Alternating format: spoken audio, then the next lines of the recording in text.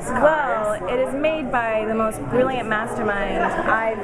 We both have worked with him, Matt Mungle, and he is the special effects artist. And it's I don't know how he does it, but he makes it look like a burned skin. And then they made a suit for me for the first couple of episodes. It was a whole suit that took like 3, because the whole face was painted on with, I don't even know what it's called, but it's a certain makeup that you put on, and then you plaster it literally on your face, and you're sweating, and it's crazy. It's a 3.5-hour process. So yeah, it was crazy, but it's so worth it, because then you get to be in that place, and there's nothing like it.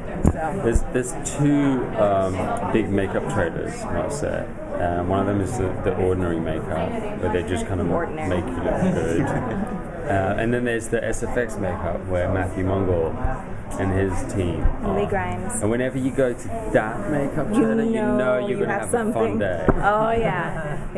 That's basically how it breaks down. Because you were with him for the pox, because you always I was with him a whole season. I was covered in the horrible pox all year. Yeah.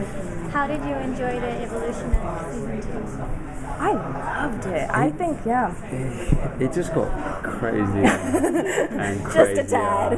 And I was talking to Adam about this, Adam Simon, a wonderful writer, and Brandon Braga, and they were just saying that they really wanted season 2 to encapsulate a real feeling of a classic horror, and I think they really achieved that. It's really horrific. It's really dirty and vile. You have people bathing in people's blood, and we kind of meet the devil, which is pretty out there.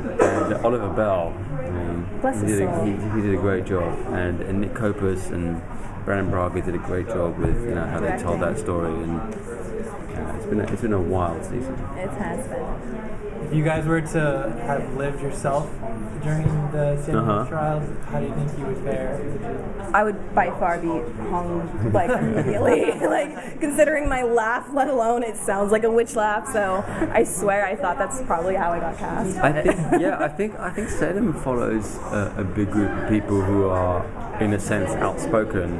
Yeah. Even if they feel like they're not, because what's great about the show is every character in our show is so messed up. They have so many issues, and they're all dealing with their But issues. isn't that normal though? It's very normal, but we don't usually get to see the ins and outs of characters, and I think what Brandon and Adam have done is allowed the audience to meet these people in season 1 and season 2, and we kind of see how they're all really, really messed up. John struggles with stuff. Cotton, Tituba and Tituba and Mary's relationship. You're just so looking for someone to be a parent, so desperate, and Isaac wants to trying to figure himself out. Yeah, he wants to be a hero. He wants to stop being scared. So. Do you think at some point he will lead a war against the witches? Because he's... Oh, I would love that. I would love that. I think in episode 11 they gave him the opportunity to speak out to the whole town, and it was like, yeah! That was so much fun. I could raise my volume beyond a certain decibel, which I'm not usually allowed to get to.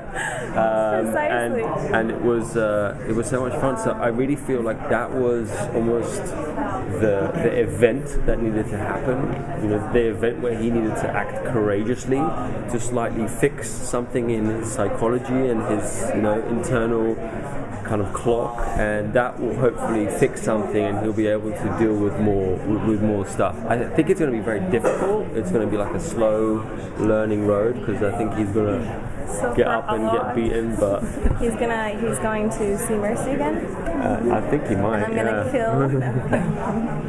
Can I ask a question about all the burn makeup, the physicality, the change of Mercy, and even the voice? Can you talk about that a little bit? How do you get that? I really did work on, because you want to give it justice. I mean, this obviously is not a believable case. I mean, nobody would ever survive in that state, but because she's a witch and she was the only witch in the Crags, of course she's going to survive, just a little in a measure, right? So I actually talked to some nurses, and they said that even at that, well, if that stage was even existent, that it would be even numb at that point, and also your body is stiff because it was burned in it, or like it just is hard to move.